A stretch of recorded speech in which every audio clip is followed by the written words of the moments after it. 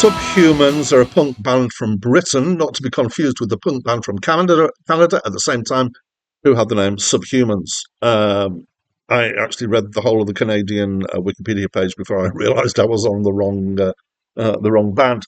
They their first stint was from 1980 to 1985. They had a brief reunion in 1991, and then they have existed since 2004. At the point of recording this, they still exist, probably. They're known for being anarcho-punk. They released 4 albums in their first stint and 2 in their second. Hi, my name's Dan, and this is a mini review of the album From the Cradle to the Grave from the band Subhumans. And it's their second album, and it's my first encounter with them. So this is a request review. It's been requested by Lemony Cake, a user called Jimmy Nutt, if I've got that right, and I hope I've got the right person here.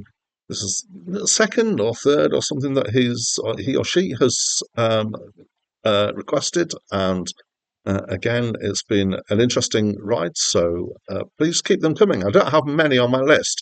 So most of the reviews on this channel are of the 3,000 greatest albums of all time, according to a list at a website called Acclaimed Music, and I'm working my way through from 3,000.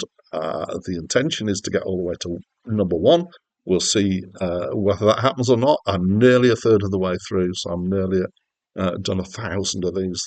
Wow, that's quite a lot of reviews I've done. However, I do occasionally step off that list, and one of the reasons for that is to do request reviews, like this one. If you want to request a review, then it's easy. All you need to do is to leave a comment on any of the videos on this channel, and as long as it's not filtered out because you've been rude in some way, then I should see it. I will usually then respond and say, I've put that on my list. What I never do is actually, at that point, promise I'm going to review something, because there are just occasional reasons why I would not want to do a review or put it out on the channel. I don't need to go into details. I have done almost all of the ones that have been requested so far, and I've not got a big pile to work through, so I'm quite up for having some more requests. If you feel like you want to request something, please do leave me a note. Right, into this album. This is Anarcho-Punk. So it's punk. It's got a proper punk sound. It's got thrashy guitars. I think there's a couple of them.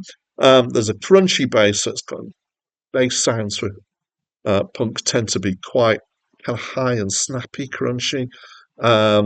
It's fast and energetic. Obviously, there's drums as well. The vocals are shouty, screamy.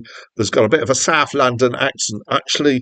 So it's an accent that I associate with punk, because most of my exposure to punk is British punk, because I'm British.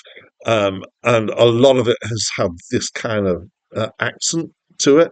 I got a feeling that it's put on because the guy who's singing is actually from Wiltshire, which is somewhat towards the West Country. So you'd expect him to have a West Country accent. If you don't know what that means, Sam Gamgee in the Lord of the Rings series of films has got a West Country accent. Musically, although it's raw, it's really well played, and it's deftly done. It's fast, and at times it's complex, and I feel like this is what punk can be if the band can actually play well. It's a great feel. So I know that there was a whole thing about punk being music made by people who were not being too sophisticated about it, and there was a thing about it being a reaction against particularly progressive rock, but also glam rock and other stuff that was overdone and big, and this was kind of paring it back to just energetic stuff. But I do prefer punk when it's when the people who are playing can actually play, and it's obvious that they're good at it. Most of the songs are short.